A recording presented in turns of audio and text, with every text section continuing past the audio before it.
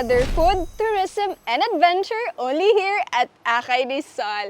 And mga kaakay, panibagong araw, panibagong adventure na naman. And for today's episode, andito tayo ngayon sa Magallanes, Cavite, sa Salipit Coffee Farm. Ayan mga kaakay, iikutin natin at of course, titikman natin ang kanilang napakasarap na pagkain because this coffee farm was just opened last year. So mga kaakay, mga day mga dong, tara, manuri ta!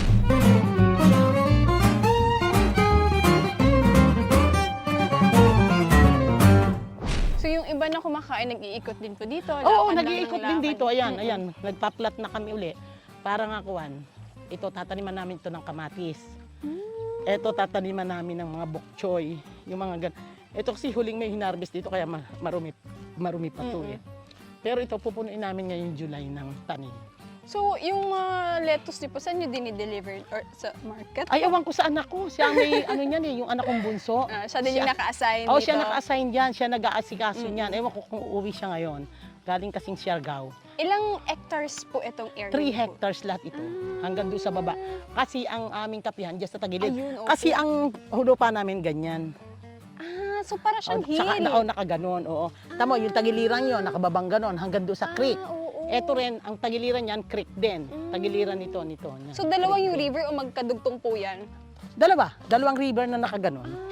So sa lipit nga. Oo, doon nagtatagpo sa may tulay doon sa baba. Mula doon sa kabilang yon at saka rin kabilang ito. Ganon. Ito naman, nagagawin ko itong, ano to, yung tawag dyan, ornamental plants at saka herbs. Kanto. Ito. Kukulungin yan noong net. Oo. Kaya nakaganito to eh. Magnenet dyan na yung kulay black Mm-mm. para makulong, para hindi pupuntahan ng mga manok. Kasi, siyempre, open naman dito sa baba. Pati mga aso, nakakapunta minsan. Yun, ano namin ito. Kaya ganon. Ayun, meron na silang nursery for the Ayan, lettuce yan. lettuce. Yan ang lettuce. Opo, Gusto mo nursery. pumasok? Opo. Ganun pala. Oo. Yan. Tamo ang init dito sa loob. Oo, init. Di ba? Opo. Eh di ang halaman ay masyadong na kukuha. Yung mga nakakuha na pipes na yan, daanan niya ng water. Pagka nakalagay na diyan, bubuksan lang yung gripo, madidilig na siya. Ang Ayan. gaganda. Mm-mm. Nursery ito, ayan. Ayan, eto. Nursery. Gaganda. So ang plan niyo po is this year po ba tatayo Oo, ngayong July. Ngayong Magtatanim July. na kami ng hanggang doon. Ayun. Mula dito sa wing na to. Lettuce, tomato. Ito lamang ang muna sa lettuce. Opo. Kasi ito yung plano ng anak ko. Oo. Dati kasi nagtanim ako ng lettuce sa lupa. Okay naman, pero gusto niya ganito. Kasi ito na yung bago ngayon na Oo. technique nila. Yan, Actually, oo, water, yan. no? Oo, Diretso. ganon. Ang laki ng greenhouse niyo po. Oo, yun, Sobrang oo. laki. Ganon. Kaya sayang kung hindi tataniman. Yun. Ganda.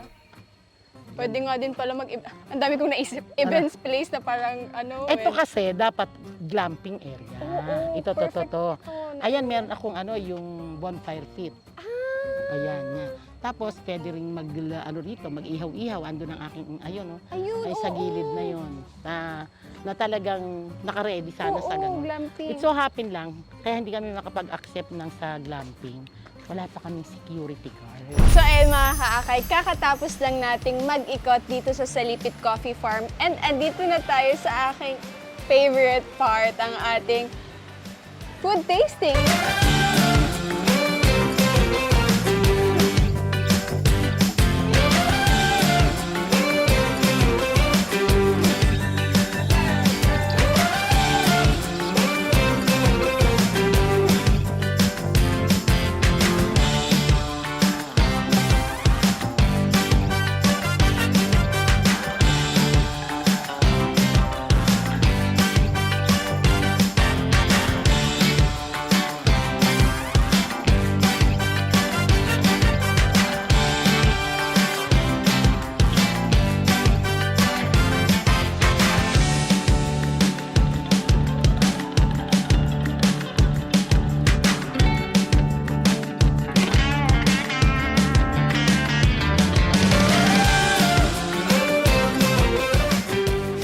As you can see, ang dami nating pagkain sa harapan. Ito kasi yung mga pagkain na siniserve dito sa Salipit Farm. Actually, madami silang food on the menu. But we chose, yung iba, they chose the rice meal. I chose the pasta. This is shrimp olio. Meron din tayong ham and cheese sandwich. And then of course, because it's Salipit Coffee Farm, nag-order din tayo ng kanilang Barako Coffee. Meron ding caramel latte. Tapos itong kanilang Barako, this is Nanay Apes Barako Coffee. Ayan. Siyempre, dapat may coffee kasi it's a Salipit Coffee Farm. Now, I'm excited because it's lunchtime and gutom na ako, so samahan niyo akong kumain.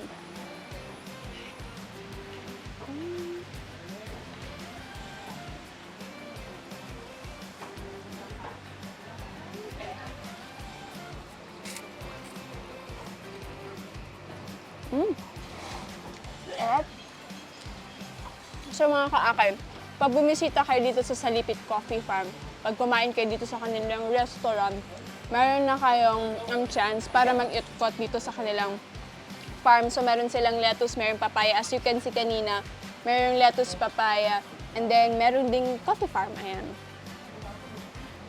Hindi na talaga ako.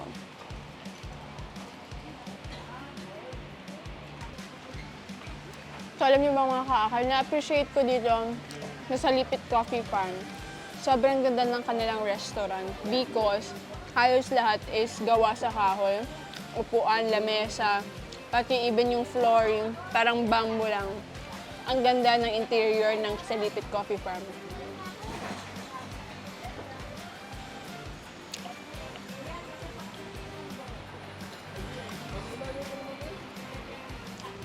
Tatapusin ko na to off-cam. Gusto ko lang muna matikman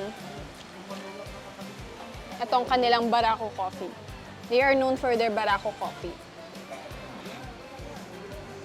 Gusto siyang matikman ng walang walang creamer. Pwede to. Pero gusto ko siya tikman ng ganito lang, tas asukal na lang. So sa mga mahilig mag-coffee dyan, tas ma-enjoy yung napakagandang view, perfect na place itong Salipit Coffee Farm. Andyan yung exact location, pwede nyong bisitahin. Coffee.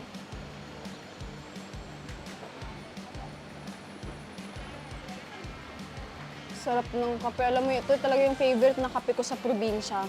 Barako Coffee. Sobrang sarap. Grabe. So as you can see, beside dun sa shrimp olio na in-order ko, meron din silang chicken and asal. Ayan, sobrang laki ng kanilang chicken. Meron din silang bagoong rice with bagnet. Ayan, ang sarap-sarap. And then, meron din silang dessert. Itong kanilang dessert, pancake with ice cream. Pero medyo natagalan kami, so medyo natunaw na yung ating ice cream. So, meron din silang turon bites with ice cream. Ayan. So, as you can see, kakain kami together with the team off-cam. Then after this, interviewin natin mismo ang may-ari because tatanungin natin kung kailan nag-umpisa itong Salipit Coffee Farm and anong inspiration behind this restaurant kung gaano kaganda ito.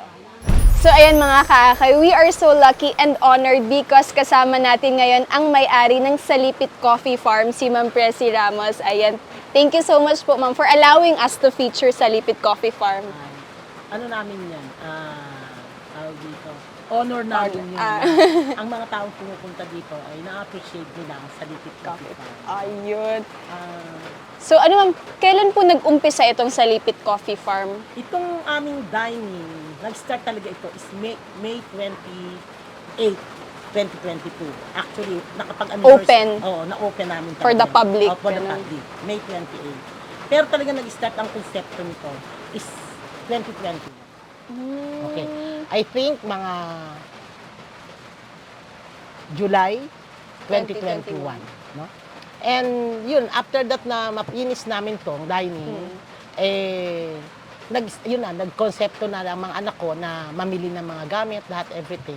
Nung makita na okay na yung aming dining hall. So before talaga ma'am, this area was a complete parang farm lang talaga, walang lahat. Yes, oo, puro ano nga yan puro lang bala, nyugan, manggahan, ako nagpatanim lang ako ng mga saging noong 2020. Tapos nagpatanim din ako ng coffee noong 2020 at saka ng kakao noong 2020. Ang aking coffee na nakatanim dito ay nasa 650 na puno.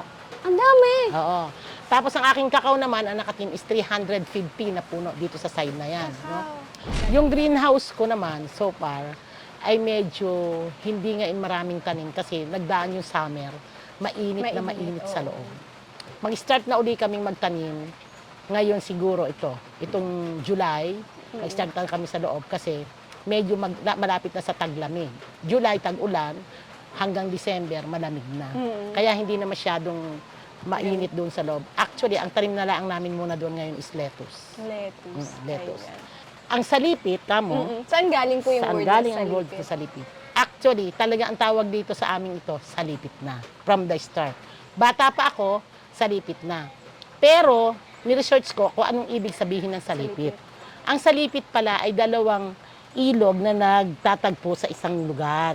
And that is parang inipit. Ganon. Okay. Kaya it terms at salipit. Kayon.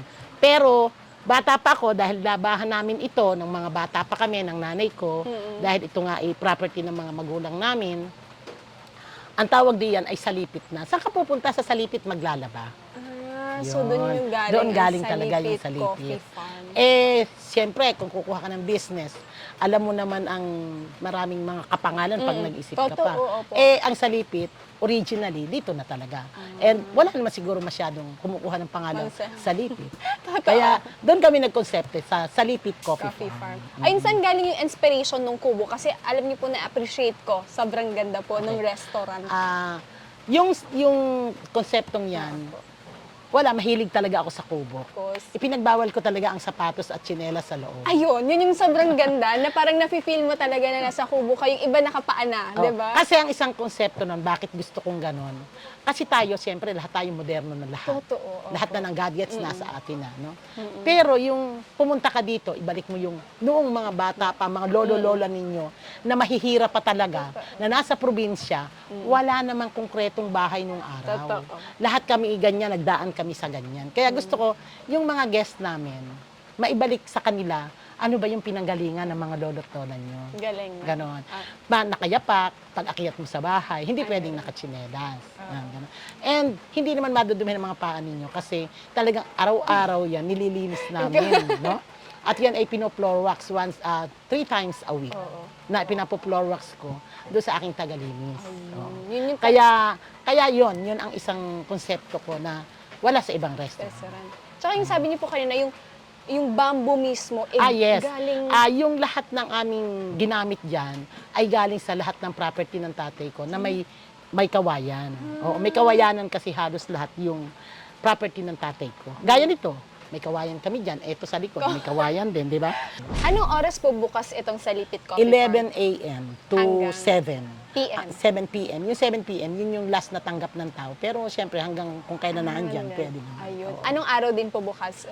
Tuesday to Sunday. Ang Monday ay day off nila talaga. Lahat sila sabay-sabay ang day off para isang araw na day off sa loob na isang linggo. So, pwede po ba sila mag-reserve beforehand bago pumunta dito? Dati yon may reservation kami. Pero minsan kasi... Nag-walk-in lang. Hindi. Nakakaawa doon sa mga nagwo-walk-in. Tapos hindi naman agad dadating yung nagpa-reserve. Totoo. Ang lalayo ng pinanggalingan, nabas nga kami nung isang beses. Gawa nga ng hindi sila natanggap. Kasi fully book na doon sa sa reservation. Pero hindi pa naman nga nagdadatingan lahat. Ngayon, first come, first serve na. Para kung sinong dumating, makakakain na siya. So, ayun, pwede po natin Actually, ilagay yung contact number? Nino ko? Opo. Ng Salipit Opo, Coffee Farm. ayan, lalagay Pwede, po natin yung contact At saka number. yung sa anak ko. Ayan, Oo. tsaka Facebook page, pwede po kayong mag-contact, mag-inquire, ma'am, no, kung Yes, gusto yes, nilang oo, bumisita oo. dito. Kasi sa totoo lang, hindi ako nagmamanage nito. Yung mga anak ko nagmamanage nito dahil ako'y nagpapagawa lang. So, happen lang na nagkataong inhinyero ko, konsepto ko lahat Lahat ito. yan. Because you're Civil engineer. civil engineer. Grabe. Ayan, so Ma'am Presi, maraming Thank you salamat rin po sa for inyo, the ha. interview. At lagi kayong welcome dito. Ay, thank you No so problem. much. Oo, Ayan. basta napagawi kayo dito sa malapit sa amin, come. Ayan, And you can dine in here Yeah. ng libre. Oh, grabe, hindi na po. Oo Thank you nga. so much, Sige. Ma'am Presi. Okay. Thank you po. Thank you rin for coming us. Ha? So mga kaakay, dito na nagtatapos ang ating episode for today's Food Tourism and Adventure. Sobrang happy ko because na-enjoy ko talaga yung napakagandang restaurant ng Salipit Coffee Farm and nakapag-ikot-ikot din tayo, nakapaglakad-lakad. And gusto ko lang magpasalamat of course kay Ma'am Presi Ramos sa lahat ng bumubuo ng staff, sa nag-assist sa atin today. Maraming salamat po for your hospitality. Huwag niyo pong kalimutan i-follow lahat ng social media pages ng Akay ni Sol sa Facebook, sa YouTube, sa Instagram, sa TikTok, and ang Alagang Sol Aragones on the go. Ito ay handog ng Akay ni Sol upang i-promote lahat ng tourist destinations, mga kainan, and support, of course, mga small businesses. Ito ay handog ng Akay ni Sol. Mga kaakay, hanggang sa susunod na paglalakbay ni Inday Fatima. Thank you for watching!